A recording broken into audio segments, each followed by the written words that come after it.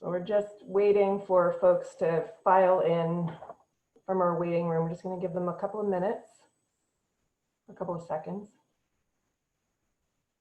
to file in.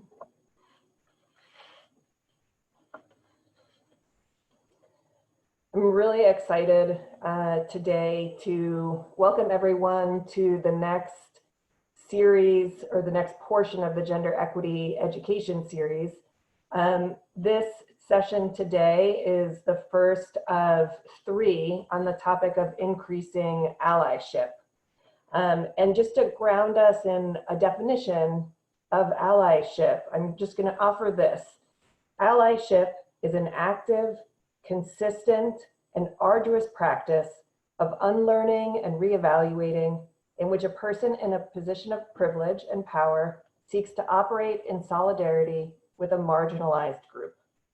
And that's the sense that we're wanting to bring to the College of Medicine, to increase at the College of Medicine. And so for our first session in the Allyship series, we're excited to have Annie Valentine and Jilliene Rodriguez from University of Vermont here to discuss one tool that can be useful in allyship, and that's bystander training. We'll go on in subsequent sessions to talk specifically about effective programs to increase the involvement of men as allies in the move towards gender equity. And I'll just give a sentence from the mission of the Gender Equity Education series, or the Gender Equity Initiative, which underscores this concept of allyship, which is that we understand that gender equity is not a women's issue, right? It affects everyone in our work and learning environment, and all voices are necessary to achieve our goals. And so with that, I'd like to pass this off to our presenters for today. We have Annie Valentine, who leads education and training initiatives at the Center for Health and Wellbeing at UVM. And we have Jilliene Rodriguez, who is the Director of Diversity, Engagement, and Professional Development in the Division of Student Affairs at the University of Vermont. And I'll pass things over to Annie and Jilliene. Thank you so much for being with us. Thank you for having us.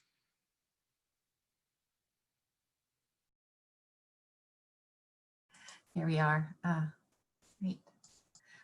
So thank you so much. It is really wonderful to be here after some planning with Kathy over the past few months to figure out how we could come today and share a little bit about the work that Jilliene and I have been doing for the past few years. It's really, really great to be here. So as you'll see, this screen is the title of the presentation that Jilliene and I have been providing to the University of Vermont for the past 4 years. But before we dive into talking more about the presentation itself, I'll have us go a little bit further into introducing ourselves. Jilliene, would you like to go ahead? Sure. So Jilliene Rodriguez, I use she, her, and hers pronouns. Working for diversity, engagement, professional development for the Division of Student Affairs. And really in our division, and Annie and I are in the same division, is really thinking about how primarily students can be healthy, successful, and engaged while they're students. But I think a lot of our work also focuses on how to help faculty and staff also work with students and how to think about us as this community. Background originally from Cleveland, Ohio, and I've been here now about 6 years in the role, and I also was a HESA, the Higher Education Student Affairs graduate student some years ago in the master's program. And I think one of the reasons that Annie and I connected about this work is I serve as the chair of the bias response program for the university, which is for students, faculty, and staff. And this is an issue that's near and dear to my heart. And I think there's so many things going on, but sometimes we just don't know what we should do, but we can feel in our body and in our core that something wasn't right about that. So we hope that this is an opportunity for folks to step back and take some time to think through what that means, or how they're coming to be, how they've come to be socialized about when issues of microaggression or bias or harassment show up in their workplace or in their family, and then what they might be able to do to enact change or to shift the status quo in that particular time frame. Thank you for having us. Thanks, Jillian. So my name is Annie Valentine. I use she, her, hers pronouns. And I am part of the Center for Health and Wellbeing, specifically the Education and Outreach arm. As you may know, our department is made up of multiple units from counseling and psychiatry services, student health services, athletic medicine, and our Catamount sports psychology unit. And in my role for the past, I would say probably 12 to 15 years, I've really been focusing a lot on suicide prevention and mental health strategies, mental health literacy and advocacy. I've recently been working with your college's wellness education team to talk about how to recognize signs and symptoms, and also being an active bystander and interrupting issues around mental health and mental illness. And then have come to this work from that lens, but also as in my own growth around anti-racism work and understanding what my role can be in spreading education and awareness. And so feel honored to have had the opportunity to develop this training with Jillian over the past few years. So again, thank you for having us. A little bit about myself. I grew up in Portland, Maine. Will always consider myself a Mainer, but have lived more than half my life now here in Vermont. I live out in Colchester with my husband and my son and my mother. So, and I'm coming to you from my basement this semester. So thank you again for having us. Before we begin, and this is a little bit of a kind of a showing you a combination of us talking to you about what our presentation or our workshop would be if we were to organize some sessions for you all. Today is really a kind of a primer and a teaser, if you will, to explaining what it is that we do in our sessions. And to get us grounded in this space, and I know that we're all probably coming from various places, whether it's on campus, in our homes, in our offices, but I'm going to ground us in this statement here, or these brief points, for us to get an understanding of our identities and where we are situated in this land. So we in the Scape Space are gathered on colonized land, stolen from First Nation peoples who are continuing to fight for their rights. We in this space may be documented or undocumented. We in this space come from various ethnic, cultural, religious, and socioeconomic backgrounds, as well as different experiences. We in this space may identify as gay, straight, lesbian, bisexual, transgender, queer, questioning, or none of the above. We in this space have identities that are invisible. We in this space may be entering the conversation with experiences of hurt and oppression because of our identities. We in this space are at various stages of understanding our privilege and oppression. We in this space are at various stages in becoming better communicators. We in this space will each take something different from this experience, something applying to our own lives and the decisions we make. And lastly, we in this space understand we will likely learn something new about ourselves by listening to one another. So again, as we come to your Gender Equity Initiative series, kind of grounding us in these pieces of identity, of intersectionality, and learning how to communicate with one another, to show up for one another, and build the collective understanding and compassion for one another. So I'm going to briefly take you through the background of this program that we have adapted over the years. In 2015, a committee came together through the Division of Student Affairs to look at a variety of bystander intervention trainings that are used across many of the universities in the United States. There are a variety of trainings that have been really born out of the sexual violence prevention movement. There's Green Dot, there is Responsibility as another couple of options. And the committee landed on what's called Step Up. And it is out of the University of Arizona's Life Skills program and along with the NCAA, and was really developed to work with athletes around stepping up and stepping in and making a difference. the program was one that we were really attracted to because it allowed for us to adapt the sessions, if you will, to look at a variety of issues that come up on college campuses. We know that sexual violence, sexual assault is a very important topic for us to be addressing on college campuses, along with substance misuse and substance use disorders, around mental health, around hazing prevention, and specifically, as we're going to talk today a little bit, around bias, discrimination, harassment, microaggressions.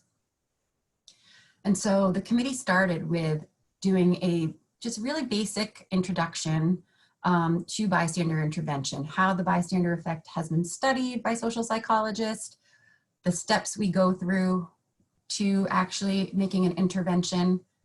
We developed a peer-to-peer program where students were training other students around this topic, looking at our larger populations or communities that come together that oftentimes have maybe reputations that are unfortunate in some ways, but really trying to empower to take a step in a stance. So fraternity and sorority life, our club sports, our athletes, but then also looking at all of our student groups that are coming together in different ways. So that was first established, and then we decided that in Jilliene's role as the chair of the Bias Response Program, that our first module would be to develop a specific training really oriented to UVM around issues of bias, discrimination, prejudice. And so we spent, I think we're still continuing to edit as we go, but about 2 to 3 years really defining what it is that we wanted to educate on, to start the conversation around. We worked with 2 NUF students. They were they're part of a fellowship program and were interns, and they helped us with language, with scenario development, to really think about what we wanted to instill and empower our students around. And so that helped us land on our current model. And I'm going to leave that as a transition into Jilliene talking a little bit about what our program is right now, a snapshot of where we're at. Thank you, Annie. So our time with folks, I would say it's really intimate. So when we were doing these in-person sessions, we probably would have less than 20 people in the space. Now that we're doing them remotely, probably about 15 folks in the space. Our hope is to bring a space where folks can feel grounded in the things that we're kind of sharing and naming, but also that it is a place that people feel like they can show up authentically, and that you can ask the questions that you don't know the answers to, or you will not be ridiculed for doing it wrong. Like, we want to show up vulnerably. And so Annie and I try to model that within the way that we present together, how we talk about our own stories. So we will share personal narratives that have happened to us in connection to the things we're discussing in the session.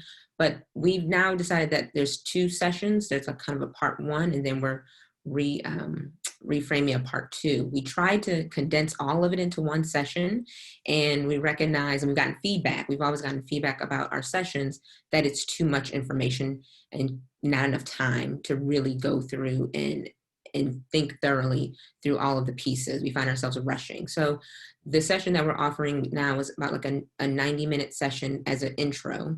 And that's really setting the groundwork and doing a lot of the contextual work that we have to do to be able to talk about specific incidents, and then really talking about how you use those 5 steps for intervention and thinking through narratives and scenarios that have actually happened to folks.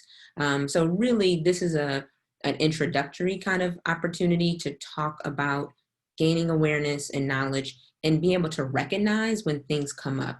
Part of our conversation that we have before we start talking about the bystander effect is really what are our values? And that we have each individual values, and then for us as a university community, there's some guiding principles, and that's really our common ground. So talking through some of what that means to have values, and then knowing that's a lens in which how we interact with the world. And then talking through what is the bystander effect seeing other folks respond to an incident.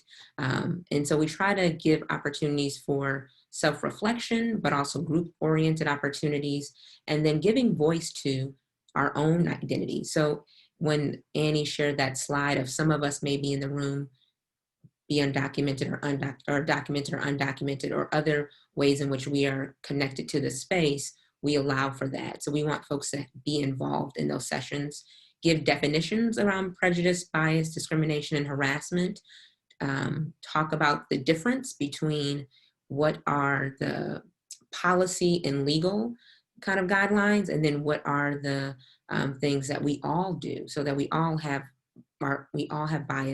biases, and we're all holding those things. But how can we think through the 5 steps in decision making, and then determine how we actually want to intervene if we feel safe enough, and talking about that intersects with your identities as well. So here are the learning outcomes that we have for this session, which are only 3 given the short amount of time, but we hope that participants will be able to identify the 5 steps for intervention. Participants will increase their awareness of bias, discrimination, prejudice, harassment, and microaggressions. As we said, this is kind of entering into conversation. And I think sometimes we feel like we all might be really aware, or we're all thinking the same, but I think it's important to start at the beginning of the conversation. And then that participants will gain a better understanding of the resources available at UVM. So we hope to do all of that. And we also ground it in some historical and contextual realities of where UVM is, what land we sit on, and some of the things that have happened in our history, because we think understanding the historical components of where you are helps you to understand why you might be facing some of those same challenges in present day, and then understanding what dynamics might have shifted or what might have stayed the same, and why might that be. So that's a little bit about kind of the program itself and some learning outcomes that we have for everyone. Thank you, Jillian. And as Jillian mentioned, we have done some ongoing assessment of the program to really take the feedback from our participants to make sure that we are meeting our goals, right? Getting buy-in, but also achieving that knowledge, awareness, and then really hoping that we can develop skills. I think that was probably the skill building piece, is the piece that for me tends to be one of the juiciest parts and the hardest parts. And so thinking about scenario development around issues that come up in the workplace, issues that come up in the classroom, issues that come up walking through the quad, issues that might come up as my role as a mother and a faculty member, you know, like thinking about those intersections of identities and being as kind of nuanced as we can be, or looking at the nuances of these situations that we might sit and write it down and say, well, if I'm in this situation, I do this, this, and this. And then we recognize that there are a whole host of variables that impact how and why we say something. You know, apathy and silence often perpetuate us maybe not doing much of anything because of many different kind of perceived consequences. And so by us breaking this one session that we have been providing, that's been about 3 hours into these 2 sessions, will hopefully allow us to plant those seeds, as Jillian mentioned, really grounding in these definitions that, again, we might have this idea that we all know what a microaggression is, or we all know what bias is, but really exploring that we all have them, right? Not judging ourselves that we have biases or that we might be prejudiced around things, but what happens when it moves into more of our actions and our behaviors and where oppression comes in. And so that's really what we designed this session to be, and we're hoping that we're really gaining some traction with it. And I think we have. So our next kind of slide is just to really share with you where we have been able to connect with folks across campus. Over the past 3 years, I'd say we've reached over 200 staff members, whether that be through professional development and training. Some members from your area have attended more than once the same session, which I think is telling that It takes multiple times to hear these messages to really gain a deeper understanding of what it means to actually take some action when we see something happening. We have worked with a variety of graduate programs, from communication science disorders to the psychology program. We've worked with all of the athletic staff, including everyone from the coaches all the way down to, or not down, excuse me, I shouldn't say that, let me rephrase that, across the board to working in facilities and everyone in between. Really recognizing that these areas are important, and they took the time to really make it a mandatory opportunity for their staff members. And then I think just highlighting how we have built a connection with the College of Medicine is that in 2019, can't remember what day it is, let alone year at the moment, but I believe it was 2019 in the fall, we had the opportunity to train and work with all first year College of Medicine students, and presented the training in person, gathered around in a space with pizza, and really delving into all of the issues that, or let me backtrack, not all, but a whole host of issues that are really salient for the medical student experience and the identity. Thinking about what it means to work with each other as students in the classroom, with faculty, and preparing to work with patients, right? What does it mean to, and I know that this group is specifically looking at gender equity, but I think we heard multiple times when a female or doctor comes in and how they might get perceived, or maybe disregarded, or not seen as being as valuable. I think we heard that come up many times in our sessions. And so really working to validate that experience, and then pulling others in to have a conversation around it. So those were some really meaningful opportunities for us. And right now we are continuing to field requests across campus. We have a number of trainings on the horizon. As we know, we are living in a very difficult time in a pandemic where there's racial tensions are so extremely high, financial burdens, on the cusp of a very intense election period. So there's a lot that we can grapple with and have conversations around. And our hope is that by sharing this and teasing this program a little bit, that there might be a want to organize some ongoing training so that we could come and work with you all around the issues that are most important to you as a committee and as an initiative. Jillian, do you have anything else to offer? So thank you, Annie. I was going to just share that, just so folks know, this is also a proactive opportunity, and we've also done it as a responsive opportunity. And so some folks will say, hey, this is important, or we just did a climate survey within our unit, or we've been noticing some things, there've been some trends, and we want to kind of address those, and we haven't figured out what is the place to talk through some of the dynamics in our office or in a classroom. And so, it's helpful because the presentation is very, I would say like 85% of it is the same for everyone, because we want it to have the campus become fluent in this, with the same language and same understanding. But we also carve out time and we ask folks to say what's happening in your space that you might not have been able to talk about openly yet because of power dynamics or other things, our positionality in different ways.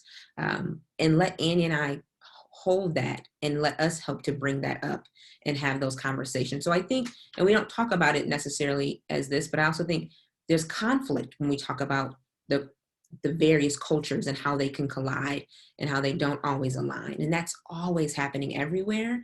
A lot of the issues Annie brought up are very salient for everyone at this point, given where we are as a country. But sometimes there's just dynamics that have happened for 8 years in an office space. And then what does that mean to be a new person coming into the space?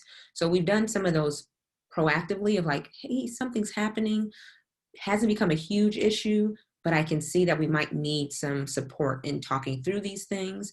And then we have also come through after it might have been a bias incident's been filed or something has been shared of, we had a critical incident and we had a concern. And that might be a place that Annie and I can come in and share some education, but also talk about maybe some of what happened as one piece of some type of resolution. So I just wanted to share, it happens on both ends.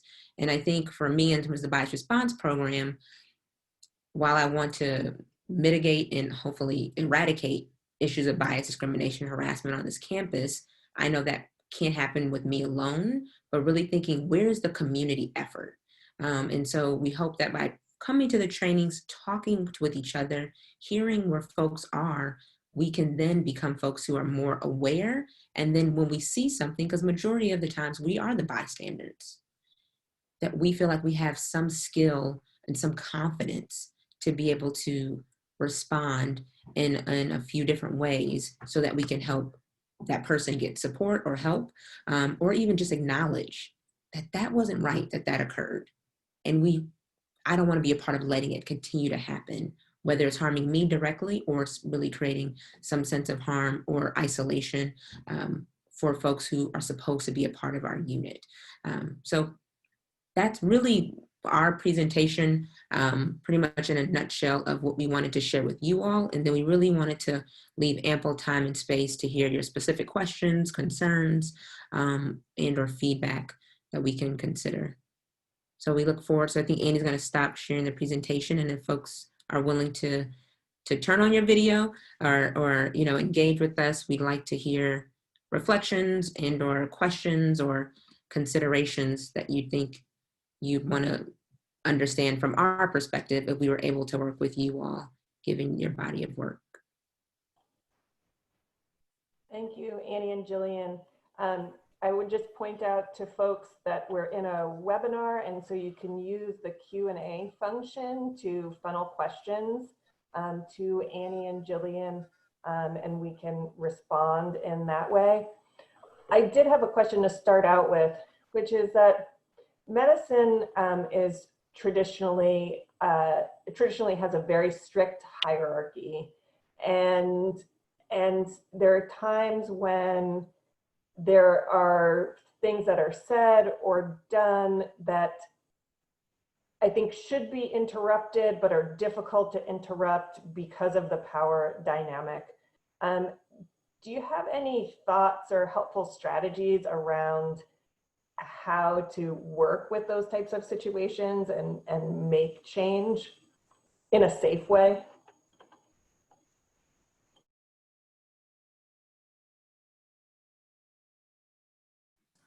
And did you respond? Either one. I can. Okay, you go ahead. And there's a question in the chat too. Okay. So again, coming from outside of the field, but recognizing what you are speaking to, I think you're right. We are in a time, I think, that what we are looking at, in some ways, it's white supremacy culture, right? This hierarchy, this way that things have always been, and what are the quote unquote safe ways to challenge what has seemingly worked for some and not worked for others. And so as you build allyship, and I heard you, explain your definition you gave the definition when we joined the session, is thinking about how you pull together people who are like-minded, who are noticing things that are happening that continue to oppress others and keep others kind of in those positions. And so how can collectively you come together to continue strategies that might be a little bit outside of the norm, right? Or the way that we have always been told to address situations. I think we're at a time now more than ever that falling back on old ways or the ways that we've always done things really doesn't quite seem to be working. And so really using our voices to reach out, and I did hear that word safe, right? And what are the safe ways? So emotionally safe for us in our roles, if we do rely on our roles for our financial finances, but how can we start to gather people, ask questions, get people together to say, this is the situation that I'm seeing. It's continuing to keep people oppressed and in their certain places. How do we want to try a different strategy? I think it sounds like this initiative coming together might be one of those ways, right? Gathering people who want to know more, to educate themselves, because sometimes people don't know what they don't know because they've never been exposed to it. They haven't seen it, they're not quite sure what they're seeing. And so how to engage in it in a way that starts to shine the light on this hierarchy or this internalized acceptance of hierarchy. So not a clear and concise answer. Again, I don't work specifically in the medical field, but wondering if those can be a couple of different strategies. They're indirect and direct in the way that we want to engage in conversation. Jillian, I don't know if you would like to also add on to that. I was going to say that, I think that happens all the times, right? Like this is this internal way of doing things, and my perception of how this is working isn't working well. And I think a part of what we talk through are different dynamics that take place. And it might be you have no relationship with that person in the hierarchy. So how we might talk about, what we might talk about as a strategy might shift and change because there is no relationship or there is a relationship. So I think it's always helpful to understand the full context of something, to be able to say, what do I also want the end result to be, right? It sounds like what you're sharing isn't something that is an emergency situation, right? And so we think about that full range. So there might be some time. And so it might be understanding, here's the person I'm working with, here's what I believe their values are or how they see this work. Are there places that there's some alignment? And if they're not places where there's alignment, is there someone else who is in a relationship that could have that conversation or could bring you in? So I think talking through all the pieces is helpful. But we do talk through all those different ways of intervening in a situation. So we have a question. I'm going to answer it and then I'll read it and then answer it out loud. I would be interested in a session that would help our unit address racism by patients directed against physicians/staff.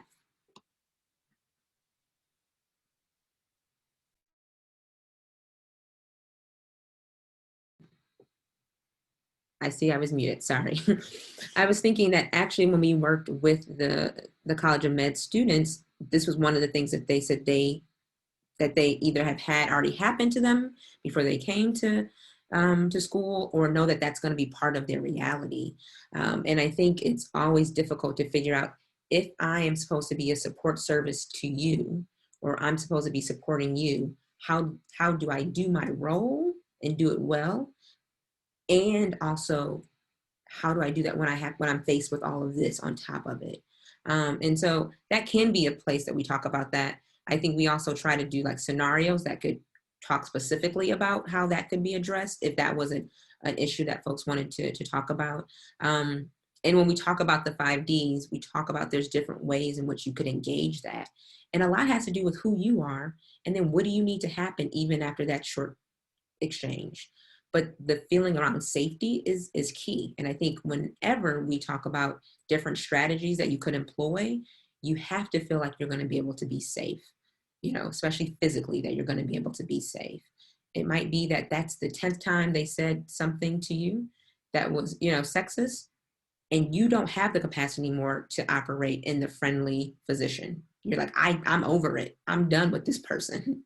And it might be kind of tagging someone else to say, hey, can you support them while I take one of your patients? So that is something we could talk through and talk about. Yeah, I'd like to just also follow up that, yeah, sometimes some people are really okay with being direct. So maybe interrupting what is said in that moment if they're feeling on their A game, or if you're in a situation where there's someone else there that's recognizing it, that isn't the target of that situation, of how to then follow up. If we really think about racism as a public health issue and truly a health issue, that addressing it is part of health and well-being, right? We are traumatized as people of color and white folks, right? No matter how we want to look at it, we are all suffering because of racism and unchecked racism. And so in these roles, again, you have an ethic or an ethical duty to provide care, but that also doesn't eliminate the fact that you, by speaking up and addressing it, is also providing care. It may be outside of the box again, but it really is about helping to shift the culture and to address these unspoken inequities and quite frankly, racism that's happened. Another question that did come through in the chat, and I typed the answer to the person, but I will just speak it out loud, is asking if we have provided the training outside to external community members. Right now, we really have done most of our work at the university. I will say that we had the opportunity to go down to Woodstock Inn and work with UVM Extension, which I will just admit sometimes for me gets a little bit lost because I forget that they are a huge part of our community doing work in the field with folks outside of Chittenden County, which is really an important piece to remember. So we had a great opportunity to work with that group and have put in presentation proposals, but we have not directly worked with outside community members, but I don't think we are open to conversations if there are other opportunities that would arise.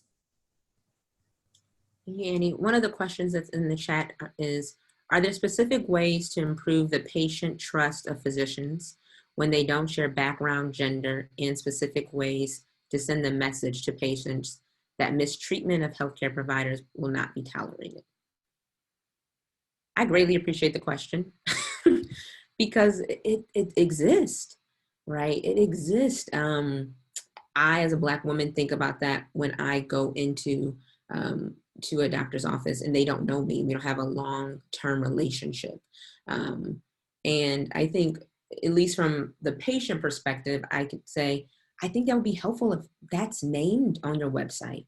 If there's a space that you can say, this happens, we know this is happening in the field, and here's what we're doing to educate ourselves on these issues and these topics. And if you feel like you didn't receive the healthcare that you needed and the support, here's where you can go, right? I think, or that might be part of a conversation that people decide we're going to have with every client who comes to us. That's something that we're all going to state.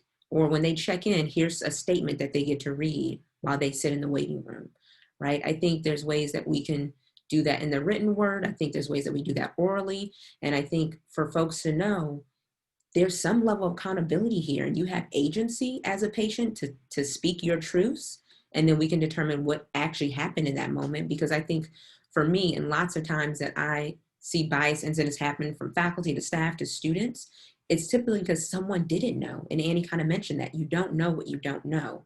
So I don't know asking you this question in a certain way is going to have this effect because I don't know your mental health status. I don't know other things happening in your life. So I think there's definitely ways to do that, that people, it's different. I think if more hospitals and other places that service folks in the medical field did that, I might think when I'm reviewing people's websites and the directories and trying to figure out what physician do I pick and who might be the right person for me. And here's what you need to know around how bias might show up and how we want to actually engage in that conversation. I would be blown away as a patient and would be excited to know, hey, things might happen, but there's at least people who have thought through this in their culture and in the systems, and they're letting me know that the most important thing is how I feel like I'm being treated and heard and understood. And there's some kind of recourse or opportunity to engage in a dialogue. And it's not the top-down hierarchy of, this is the doctor, you are the patient, you must listen, you must take and do what I said. Because that's changing the dynamic, and if you do it that way. Annie, I don't know if you have thoughts. No, I agree. And I also know that the limitations that come up with the length of appointments, right? I know I can speak to like what happens in student health, that there is a want to build relationships and to have that conversation. And by the time they get there, the session might be over. And so what are the ways that that can get built into healthcare? And I think that that's a hard one, right? I'm going to go, there's a couple questions coming through here, which I love this. This is great. One is pretty specific. So I'll start with this one around how would we set up a training session? Do we email you? And then two, would it be possible to fit bystander training into a 60-minute time slot, maybe split it up? So the first is we do have a website with a request form, and I will share that with Anne. And Anne, I'm hoping that you might be able to distribute it to the committee and use that as a way to get in touch with us. But you can also definitely email us about any other questions or thoughts. And I think I can speak for Jillian as well as myself in that if there is a need to try to get this into a shorter time session, we will work with you to see what is best and how we can meet those needs. So nothing will get completely shut down, but or said to say no, because I think we really truly want to engage with as many community members as we can. So thank you for that question. It looks like you have a Lerner College of Medicine Student Justice Coalition, and they might be interested in supporting these programs. We would really love to engage with them. So I think if we can get connected, that would be great. And then this next one is, do you have a session that helps bystanders with understanding the difference between allyship type responses and heroism responses? Fantastic question. I don't think that we have one right now. I know we don't have one right now, but I think it does come up in our sessions. I think we can weave it in to the conversation intentionally. I think about this heroism response, this saviorship responses, right? What we think is giving help versus asking people, or help that's offered versus giving advice or doing what we think is appropriate. I would say that one of the activities that we engage in the program is really kind of delving into identity and understanding that what works for some cultures, what works for some families, what works for us as individuals might really be different than what someone else has experienced or grown up with, or their understanding. And so how do we seek to understand someone else's perspective versus that, I hear this kind of heroism or what I think should happen. So we explore that a little bit through identity and understanding those various perspectives. Jillian, would you like to add? Yeah, no, I think that's a great question. I think in the sequencing, so I think we also think about this in a developmental way for folks as learners, and we're all learning, that would come later. I think sometimes we can jump lots of stages and sometimes say, this is an issue, I know it's horrific, I don't like that treatment of people, that's never how I would lead my life. And then we want to go into doing direct action. And there's this space there of noticing, acknowledging, and then direct action. And in between that, if we haven't done enough self-reflection, understanding who we are, the identities we're bringing, how those are perceived by others, which can be very different, how you feel that you treat people and how they feel when they're being treated by you. And then what our positionality is within groups, right? And then understanding the institutional layer of any ism. If we don't do all of that work and we move straight into action, I can almost guarantee you there will be direct harm. And sometimes we have to be mindful of folks who might want to do good work. So I think around my identity, around being heterosexual, if I want to be a great ally to folks in the LGBTQ community, I have to be in community with them first. I have to be part of that. And really when thinking about allyship, I don't get to name myself as an ally. The group has to name me as that, right? And so, but if I don't know them well enough that we have the relationship, then I am doing the heroism piece. And I'm coming to save you from all the stuff that isn't going right. But I sometimes can miss that I'm a part of some of that stuff that's not going right or well either, because I haven't actually seen you for who you are and gotten to know you and see if you feel like you want my help, right? So, but I think it's all those pieces are really important. And so I think if Annie and I had more time, so this is not, I should say, this is not our full-time roles either, even though I think we both would love to be able to do this full-time. I do think that would be a part of the conversation, because folks are figuring out, when you get to those 5 Ds, how do I take direct action if that's how I'm oriented in the world and that's how I want to show up for people. And it's a great feeling to show up as someone who's seen as an ally and to do something that's supporting whatever the movement is. And it's a lot of work. And so I think, you know, sometimes people feel like, oh yeah, I'm a good ally. I have a poster, I have a sign, I have a sticker, I have the slogan, I know the days. And if you're in real relationship with people and you all can talk through conflict, because you will have to do that as an ally, you'll learn, oh, I kind of missed the mark that day. But I kind of missed the mark because the group didn't know what they wanted either. But I went ahead because I saw the right answer.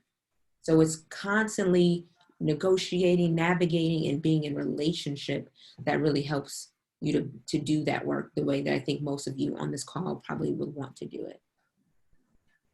I think another kind of piece just to add on to it, and maybe this kind of encapsulates it a little bit, but is this intent versus impact, right? We often talk about that, like we can go into this place of what our intentionality is around our want to give help or to rescue or to do what we think is best.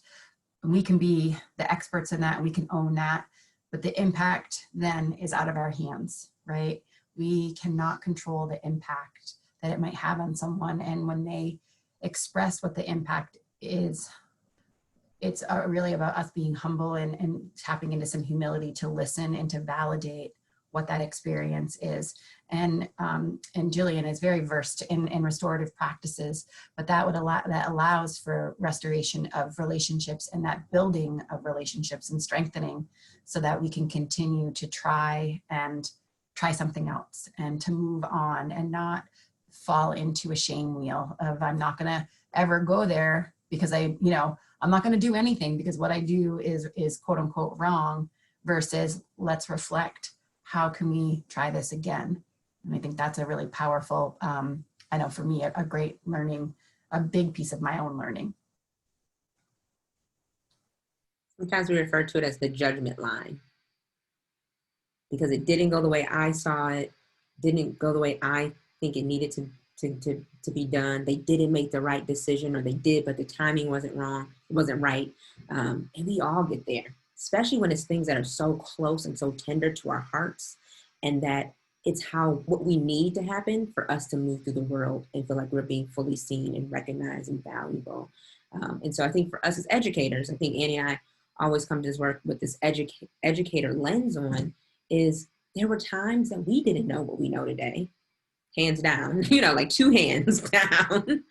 And it's taken a lot of time. It's taken messing up. It's taken someone saying, Jill, that was wrong. Or I needed you to do this for me in that moment. And the shame I feel, because I thought I was a good friend, or I thought I was a great colleague, and having to rectify that for myself, to then figure out how I can re-engage, right? And so there is this we call it the circle of shame that we go through. We call it carousel of shame, because you can ride that bad boy for days on days, right? Sometimes years, and you're in therapy because you're like, I'm still in shame about what I did when I was 12. So, but it's important to know that we're all human and we're all trying to figure out what's the best way to engage if we want to be in relationship. So I appreciate the question. Someone asked here, do you offer the sessions on a regular basis that individuals can sign up, or is it only offered to related groups? So we have been doing work now for a few years with the university offers professional development and training.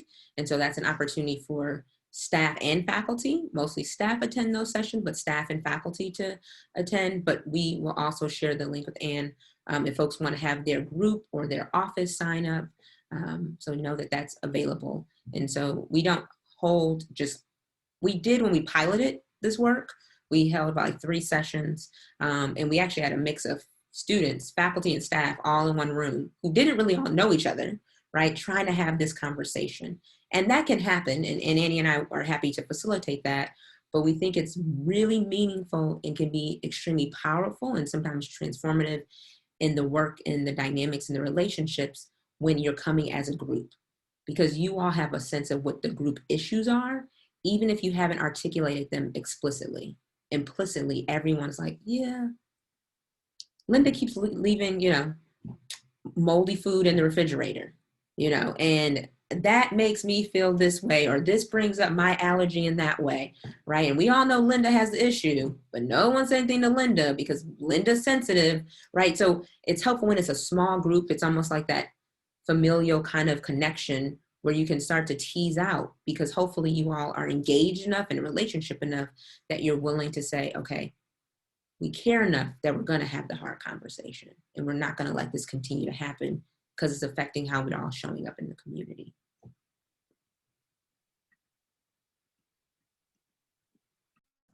We do have a few more minutes here. If there are any other questions that you would like to ask, and I don't say not but, and we are just really grateful for the opportunity to chat with you a little bit about our, I guess, philosophical underpinnings of the training, where we hope to go in the sessions with you all. And to really, I think Jillian and I state this a lot in our trainings, is that we're on this learning ride with you.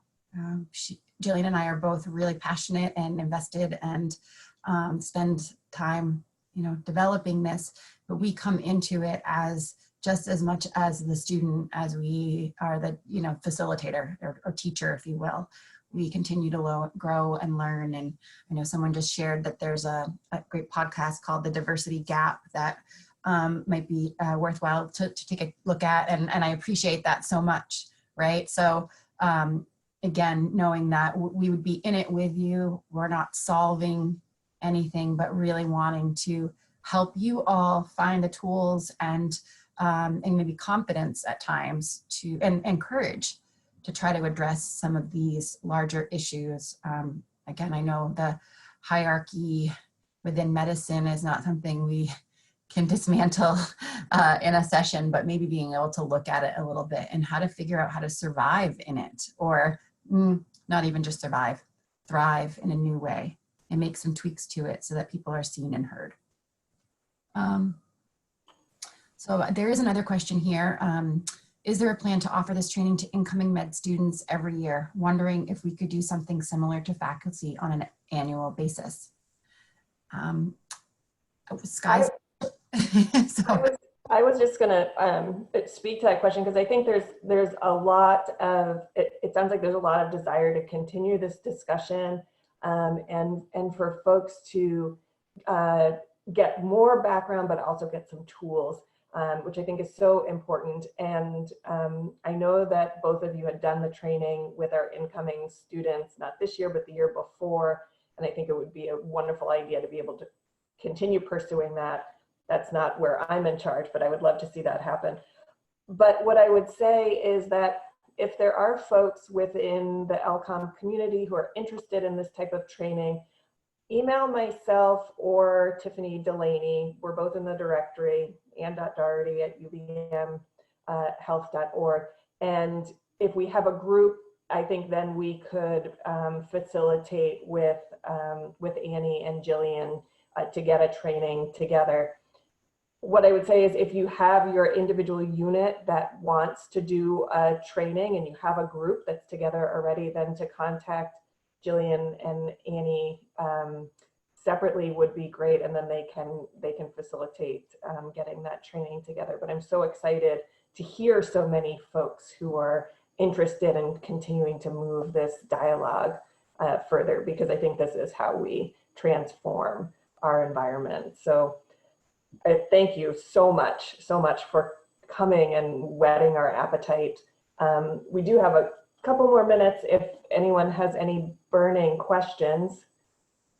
I think there's one here now.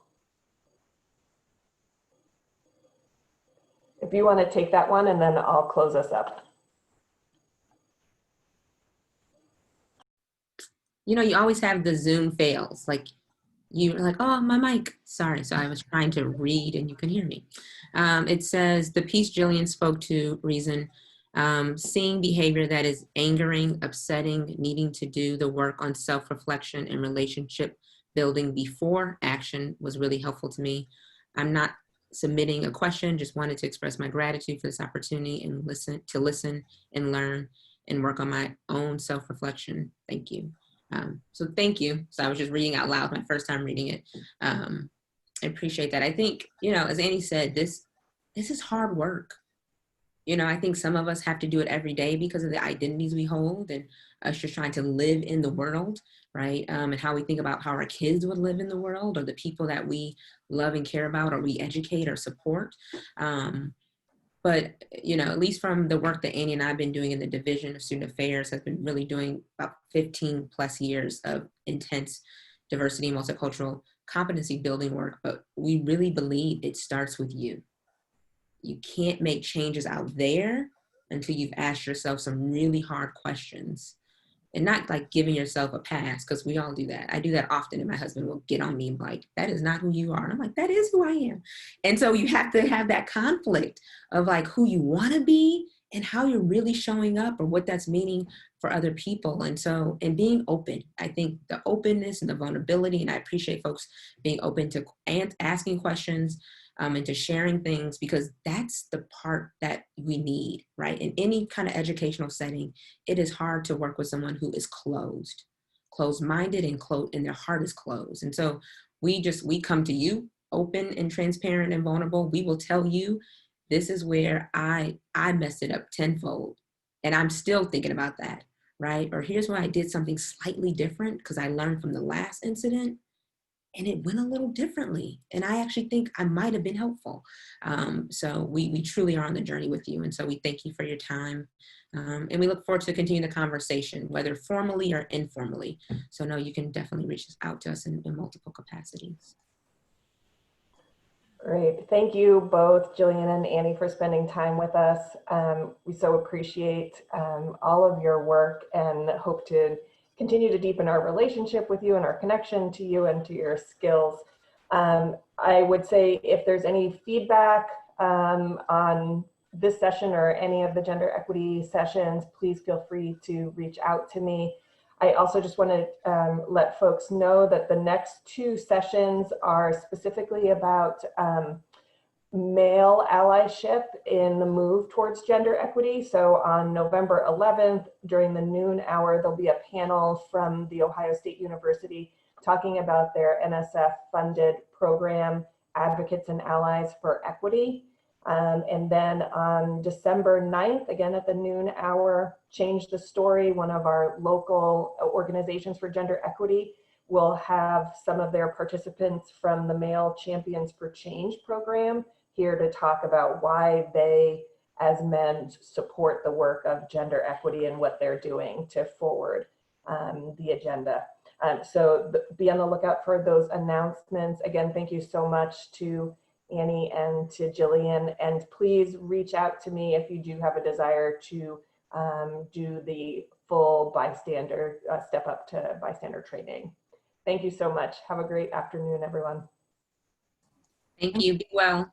Yes, take good care.